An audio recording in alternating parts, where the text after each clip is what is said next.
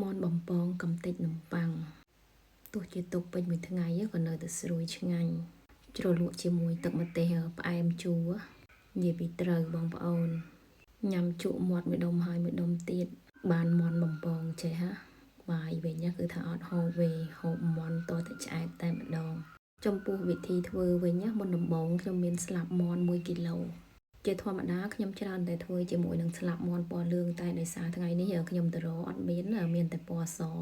យើងយកមកយើងរោលភ្លើងរោលអីអស់រួមសិនទៅបន្ទាប់មកយើងលាងទឹកសម្អាតឲ្យស្អាតហើយខ្ញុំកាត់វាខ្លីៗយើងកាត់ហើយយើងឆូតតិចទៅដើម្បីពេលដែលយើងប្រឡាក់គ្រឿងទៅវាចូលជាតិបានល្អហើយចំពោះគ្រឿងវិញគឺខ្ញុំប្រើអំបិលគ្រឿង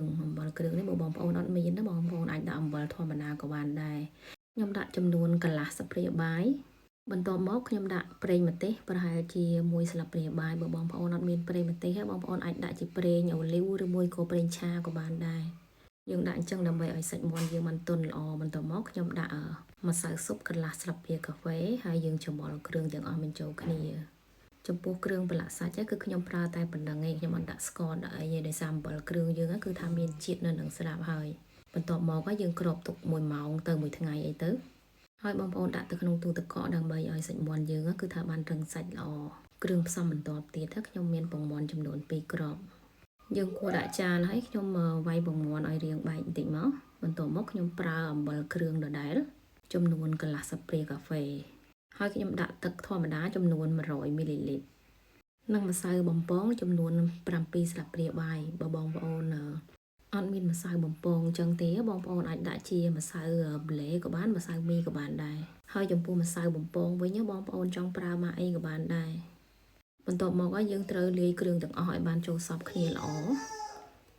ចំពោះគ្រឿងនេះខ្ញុំលាយប៉ុណ្ណឹងគឺថាល្មមតែម្ដងអត់មានសល់ហើយអត់មានខ្វះទៀតពេលដែលលាយសព្វហើយយើងចាប់សាច់មាន់ដាក់ចូលតែម្ដងយើងចាប់ឲ្យច្រើនទៅបងប្អូនយើងដាក់តែម្ដងគឺថាយើងបំពងឲ្យបានច្រើនកុំឲ្យខាតដាក់ច្រើនដង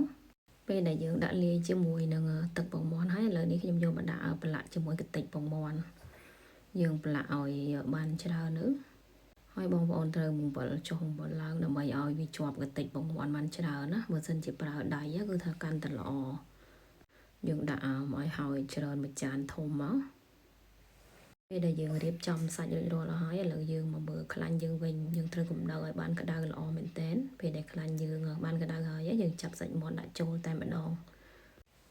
គឺយើងដាក់ឲ្យពេញតែម្ដងបងប្អូនកុំឲ្យខាតខ្លាញ់យើងដាក់ប្រហែលជា1នាទីអីបងប្អូនត្រូវត្រឡប់ពីទៅម្ខាងទៀតយើងធ្វើអញ្ចឹងដើម្បីកុំឲ្យវាខ្លោចបាត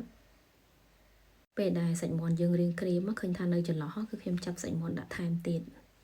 យើងបំពងតតែសាច់មាន់យើងគឺថាបានក្រហមល្អដោយសារតែខ្ញុំអត់ហូបភ្លាមអញ្ចឹងហើយខ្ញុំបំពងអត់សូវឲ្យក្រហមពេកទេ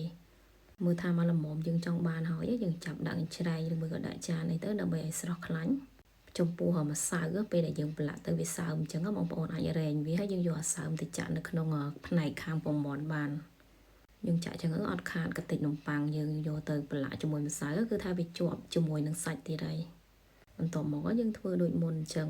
ហើយចំពោះខ្លាញ់វិញបងប្អូនមើលថាឃើញរាងខ្មៅអីបងប្អូនអាចបន្ថែមទឹកក្រូចឆ្មា1ស្លាបព្រាកាហ្វេបានយើងថែមអញ្ចឹងគឺថាសាច់មាន់យើងពេលដែលបំពងទៅគឺថាវាអត់ខ្មៅហើយនឹងខ្លោចដុំឃើញទេបងប្អូនគឺថាក្រហមស្មើគ្នាល្អខ្ញុំបំពងល្មមអញ្ចឹងពេលនៅសល់យើងអាចយកទៅកម្ដៅក្នុងម៉ាស៊ីនអាំងសាច់បាន